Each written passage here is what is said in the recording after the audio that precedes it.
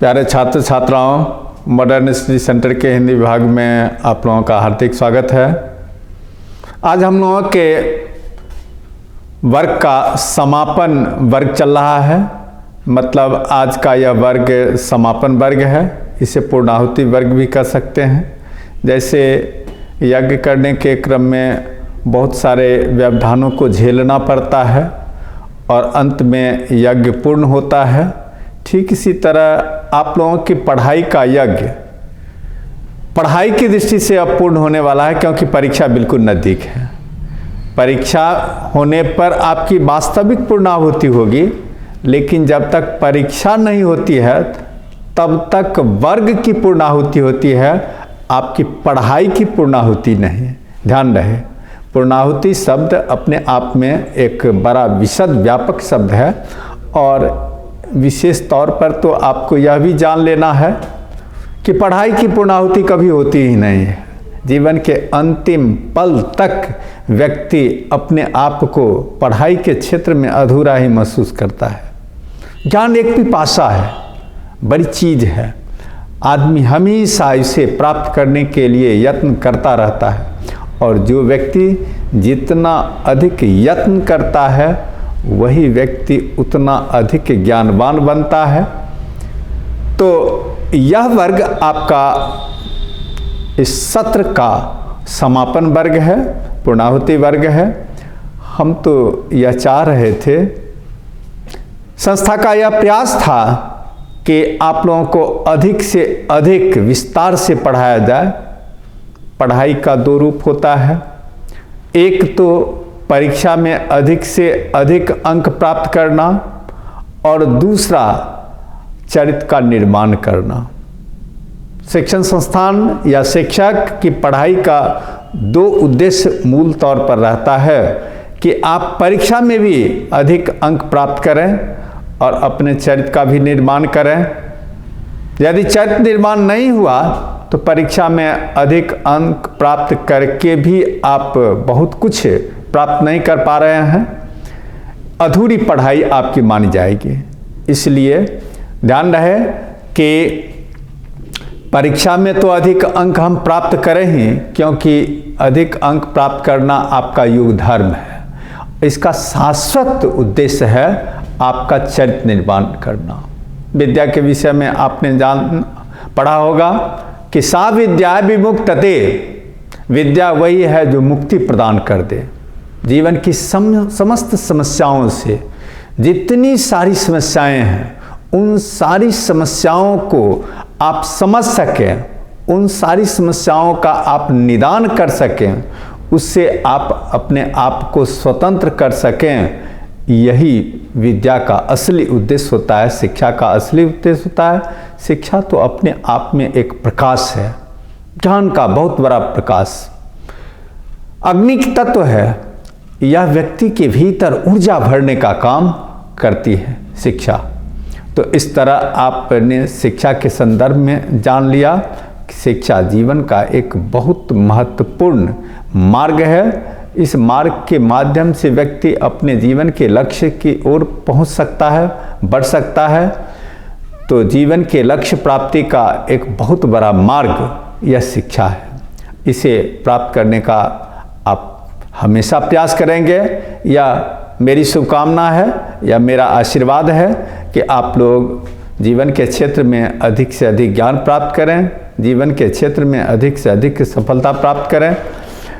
ध्यान रहे कि विस्तार पूर्वक हम लोग पढ़ा नहीं पाए, चाहते तो थे विस्तार से अधिक विस्तार से पढ़ाना, मनोयोग से पढ़ाना, यह संस्था के तरफ से प्रयास था, मेरा भी प्रयास था, क्योंकि संस्था का एक अंग मैं भी अपने आप को मानता हूँ। तो लेकिन समय की प्रतिकूलता के कारण ऐसा हो नहीं पाया है। दास परिस्थिति का नर रहना है, उसके अनुसार उसे है कलम बंधी स्वच्छंद नहीं, फिर हमें बताए कौन हंत वीरों का कैसा बसंत। आपने पढ़ा होगा, हर व्यक्ति समय का गुलाम होता है, समय का दास होता है, परिस्थिति के अनुकूल उसे ढलना पड़ता है। लेकिन ध्यान रहे कि परिस्थिति के अनुकूल केवल ढलकर रह जाना, समय का गुलाम बनकर हाथ पर हाथ रखे रह जाना, यह कायरों का काम है। वीर व्यक्ति समय से प्रभावित जरूर होता है, परिस्थिति से प्रभावित जरूर होता है, लेकिन परिस्थिति को भी अपने अनुकूल बना लेता है अपने पुरुषार्थ के बल पर। पुरुषार्थी व्यक्ति हमेशा पुरुषार्थ के बल पर प्रतिकूल को अनुकूल बनाने का प्रयास करता है। संघर्ष आप कर रहे हैं, आप ऑफलाइन में ठीक से पढ़ाई नहीं कर पाए कोरोना के चलते, पहले बंद रहा, फिर इधर बंद आ गया अंतिम समय में, और फिर ऑफलाइन आपकी पढ़ाई ठीक से नहीं हो पाई, तो आपने विकल्प तैयार किया ऑनलाइन पढ़ाई की। ऑनलाइन पढ़ाई भी आपके संघर्ष का एक बहुत बड़ा सबूत है। हमने ऑनलाइन पढ़ाई के माध्यम से आपको आगे बढ़ाने का प्रयास किया है और आशा है कि आप भी आगे बढ़ेंगे। निश्चित रूप से ऑनलाइन क्लास का उपयोग आप पढ़ाई में करेंगे, इसमें भी बहुत सारी बातें बताई गई है। तो मूल तौर पर विपत्ति काल में व्यक्ति को हाथ पर हाथ रखे बैठे रहना नहीं चाहिए, बल्कि संघर्ष करना चाहिए। मौके का गुलाम नहीं बनकर मौका को अपने अनुकूल बदलना चाहिए। हमारा यह प्रयास रहे कि संघर्ष के आधार पर हम आगे बढ़ते रहें। पढ़ाई अपने आप में एक बड़ी साधना है, पढ़ाई अपने आप में एक बड़ा संघर्ष है। इस संघर्ष के बल पर आप चाहें तो आगे बढ़ सकते हैं। तो इस प्रतिकूल परिस्थिति में भी संघर्ष की आवश्यकता है, आपको संघर्ष करना पड़ेगा। संघर्ष आप करेंगे, निश्चित रूप से आपको अच्छी सफलता मिलेगी, अच्छी सफलता मिलेगी। ये मत सोच लीजिए कि कोरोना काल है और हम जैसे तैसे पास कर जाएं। जैसे तैसे पास करना अलग बात है, लेकिन जलवा दिखाना अलग बात है। पढ़ाई के क्रम में जो जलवा दिखाता है आज के दौर में, वास्तव में वही पहचान स्थापित कर पाता है। केवल जैसे तैसे पीछे चलकर चलने वाला व्यक्ति तो पिछलगवा होता है, वह उस पढ़ाई का कोई महत्व नहीं है। आपको अपनी पहचान बनाने में आगे बढ़ना होगा। पहचान बनाइए, जलवा दिखाइए। जलवा दिखाकर आप चाहें तो आगे बढ़ सकते हैं, बहुत कुछ पहचान बना सकते हैं। तो जलवा दिखाना महत्वपूर्ण है। इसके लिए संघर्ष करना होगा, अभ्यास करना होगा। आपको परीक्षा के तहत मुख्य रूप से 2 प्रकार के प्रश्न पूछे जाएंगे, एक वस्तुनिष्ठ होगा और एक विषयनिष्ठ। वस्तुनिष्ठ के लिए आपको 4-5 मॉडल बताया गया है, पाठ के अतिरिक्त। पाठ भी बताया गया है, लेकिन पाठ के अतिरिक्त आपके अभ्यास के लिए 4-5 मॉडल दिया गया है। वह अपने आप में एक गेस है। और फिर विषयनिष्ठ में भी पिछले वर्ग में आपको अनुमान संभावित प्रश्न पर चर्चा की गई है, उसको भी आप देखेंगे। इसके साथ साथ मॉडर्न एटम बम संस्था की ओर से प्रकाशित होता है, तो उस के सहारे भी आप तैयारी करने का प्रयास करेंगे। और इन सारी चीज़ों के अतिरिक्त आपको ध्यान रखना है कि गेस होता है। यह शॉर्टकट मार्ग है पढ़ाई का। शॉर्टकट मार्ग के माध्यम से आप सामान्य तौर पर पास कर सकते हैं, लेकिन विशेष पहचान बनाने के लिए शॉर्टकट मार्ग से काम नहीं चलेगा। इसके लिए आपको लगातार टेक्स्ट बुक का अभ्यास करना होगा, टेक्स्ट बुक को देखते रहना होगा। और टेक्स्ट बुक के बाद आप मॉडर्न एटम बम जो गेस पेपर है उसको भी देखिए, और तब फिर इधर ऑनलाइन में जो गेस दिया गया है, संभावित प्रश्न दिया गया है, उसको भी देखिए। तो इस तरह आप गेस के आधार पर, संभावित प्रश्न के आधार पर तैयारी कर सकते हैं, या तैयारी करने का, लेकिन ध्यान रहे गेस होता है। वैसे अभी तक अनुमान गेस काम करता रहा है, अनुमान के आधार पर गैस बढ़िया से बढ़िया होता रहा है। बहुत दिनों का शैक्षणिक अनुभव है, इस अनुभव के आधार पर गैस होता रहा है और छात्र छात्राओं को इसका लाभ भी मिलता रहा है, लेकिन आगे भी होगा इसकी कोई गारंटी नहीं है। गैस गैस होता है, इसीलिए इस पर तो आप ध्यान दीजिए ही, इसके अतिरिक्त भी आपको अभ्यास करने की ज़रूरत है जलवा दिखाने के लिए। तो इस तरह आपने जान लिया कि पढ़ाई में आपको टेक्स्ट बुक का भी सहारा लेना है, उसको भी देखते रहना है, और गैस पेपर केस या ऑनलाइन का जो है उसको भी देखते रहना है, और इन सबों के आधार पर आप बढ़िया से बढ़िया अंक प्राप्त कर सकते हैं। आप चाहें तो बढ़िया से बढ़िया अंक प्राप्त कर लेंगे, यह हमारी शुभकामना है। इसके अतिरिक्त आपको एक चीज़ ध्यान रखना है, परीक्षा में आप जाते हैं, परीक्षा में आप धरफड़ी के कारण जानते हुए कुछ प्रश्नों को छोड़ देते हैं। इस ओर मेरा ध्यान आकर्षित करना भी एक बड़ा उद्देश्य है। छात्र को मैं ये ध्यान दिला देना चाहता हूँ कि आप परीक्षा में चंचल मत बने, स्थिर होकर रहें। स्थिर रहने वाला युद्ध में स्थिर रहता है, वही युधिष्ठिर कहलाता है, उसे ही जीत का श्रेय प्राप्त होता है। आपके लिए तो परीक्षा भी युद्ध है, उसमें आप स्थिर रहिए, चंचल मत बनिए, उद्विग्न मत बनिए, धरफड़ मत कीजिए। जब भी प्रश्न आवे सामने तो बिल्कुल स्थिर मन से उसको देखिए। आपको देखने के लिए 10-15 मिनट का अतिरिक्त समय भी दिया जाता है। देख कर मन में बैठा लीजिए कि किस प्रश्न को आपको कैसे डील करना है, और धड़ाधड़ आप पहले ऑब्जेक्टिव वाले को बनाते चले जाएं, जो बन रहा है उसको बनाते चले, जो छूट रहा है उस पर बहुत अधिक समय खर्च नहीं करना है, पहले उसको बना लें, और तब जब समय बचता है तो जो छूट रहा है उसको बनाने का प्रयास करें। इसमें ध्यान रहे कि यदि आपको एकदम आता ही नहीं है तो उस परिस्थिति में आप अपने विवेक से, बुद्धि से वहाँ पर रंगने का काम करेंगे। वह एक अंदाज से काम करने की बात है, छोड़ना उचित नहीं है। छूट जाने के बाद तो आपको कोई उपाय ही नहीं है। यदि रंगा हुआ है तो आप नहीं जानते हैं तो गलत होगा, ठीक है गलत हो जाएगा, लेकिन धोखे से भी कुछ हो गया तो सही भी हो सकता है। ऐसी परिस्थिति में आप रंगने का काम तो ज़रूर कर दें, रंग देने का काम करें, वह एक सूत्राबाजी है। उसमें अंक आपको मिल भी सकता है, नहीं भी मिल सकता है।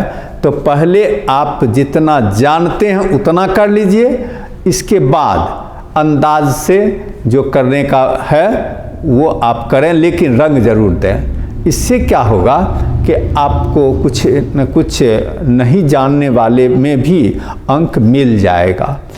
और इधर दीर्घ उत्तरीय या फिर आप कह लीजिए विषयनिष्ठ प्रश्नोत्तर में भी यही बात है कि आप निश्चित रूप से उत्तर लिखने का प्रयास करें। पहला प्रश्न आपका निबंध रहेगा, निबंध में आप बिंदुवार लिखें, निश्चित रूप से सुंदर लिखावट में लिखें, इतना सुंदर लिखें जिससे कि आपके निबंध की ओर आपके परीक्षक का ध्यान वरवश आकर्षित हो, और शुद्ध लिखें।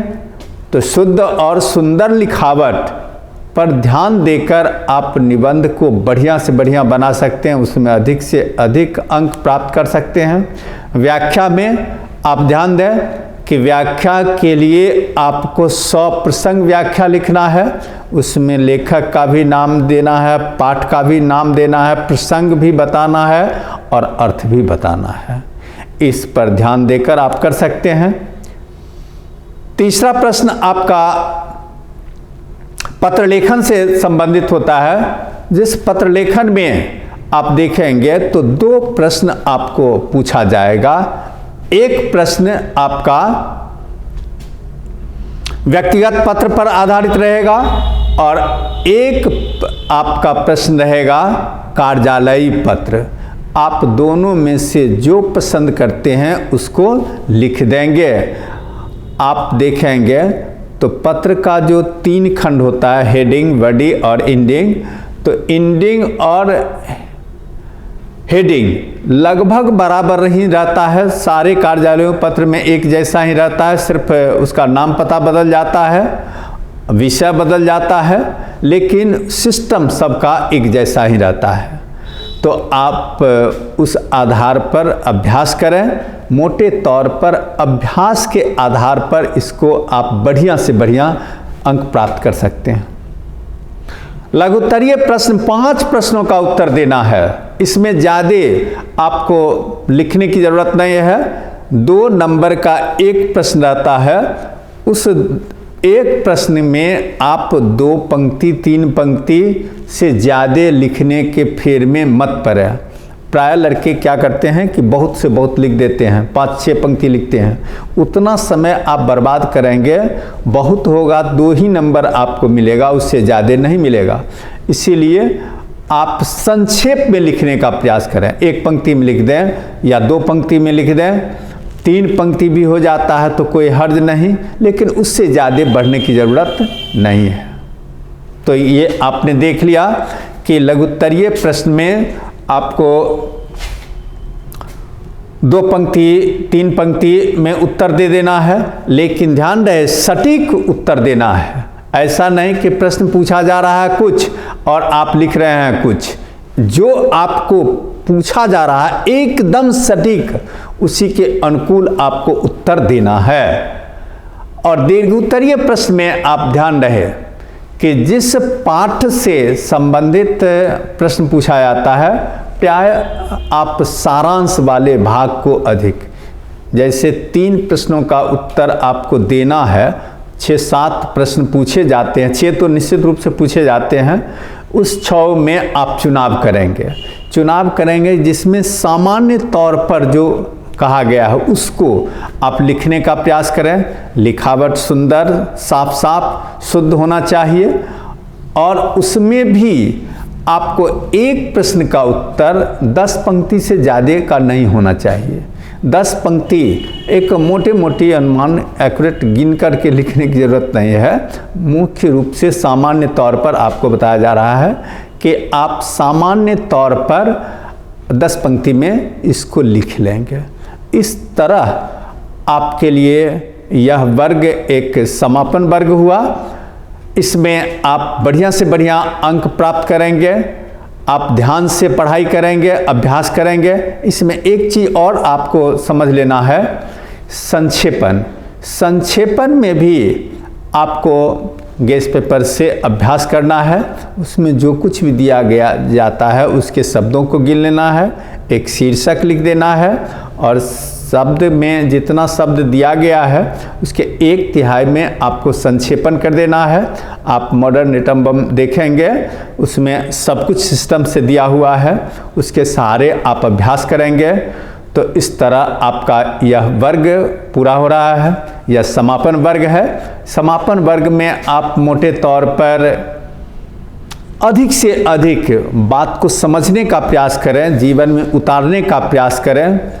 पढ़ाई को केवल परीक्षा तक ही सीमित नहीं रखकर जीवन में भी उतारने का प्रयास करें। इससे एक सीख लें, चरित्र निर्माण करें।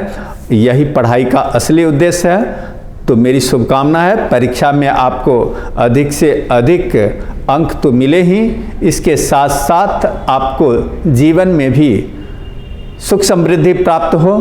तो इसी शुभकामना के साथ यह पाठ समाप्त हो रहा है। धन्यवाद।